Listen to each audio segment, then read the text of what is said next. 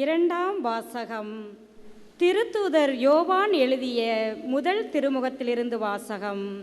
அதிகாரம் 4, இறை வார்த்தைகள் 7 முதல் 16 முடிய. அன்பிற்குரியவர்களே, ஒருவர் மற்றவரிடம் அன்பு செலுத்துவோமாக. ஏனெனில் அன்பு கடவுளிடமிருந்து வருகிறது. அன்பு செலுத்தும் அனைவரும் கடவுளிடமிருந்து பிறந்தவர்கள். அவர்கள் கடவுளை அறிந்துள்ளார்கள். அன்பில்லாதோர் கடவுளை அறிந்து கொள்ளவில்லை. ஏனெனில் கடவுள் அன்பாயிருக்கிறார். நாம் வாழ்வு பெறும் பொருட்டு கடவுள் தம் ஒரே மகனை உலகிற்கு அனுப்பினார்.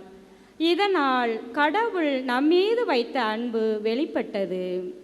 நாம் கடவுள் மீது அன்பு கொண்டுள்ளோம் என்பதில் அல்ல, மாறாக அவர் நம்மீது அன்பு கொண்டு தம் மகனை நம் பாவங்களுக்கு கழுவாயாக அனுப்பினார் என்பதில்தான் அன்பின் தன்மை விளங்குகிறது. அன்பார்ந்தவர்களே, கடவுள் இவ்வாறு நம்மீது அன்பு கொண்டார் என்றால் நாமும் ஒருவர் மற்றவர் மீது அன்பு கொள்ள கடமைப்பட்டிருக்கிறோம். கடவுளை எவரும் என்றுமே கண்டதில்லை. நாம் ஒருவர் மற்றவரிடம் அன்பு கொண்டுள்ளோம் என்றால் கடவுள் நம்மோடு இணைந்திருப்பார். அவரது அன்பு நம்மிடம் நிறைவு பெறும். அவர் தமது ஆவியை நமக்கு அருளியதால் நாம் அவரோடு இணைந்திருக்கிறோம் எனவும் அவர் நம்மிடம் இணைந்திருக்கிறார் எனவும் அறிந்து கொள்கிறோம்.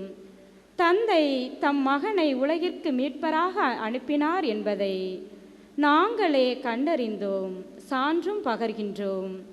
இயேசுவே இறைமகன் என ஏற்று அறிக்கையிடுபவரோடு கடவுள் இணைந்திருக்கிறார். அவரும் கடவுளோடு இணைந்திருக்கிறார்.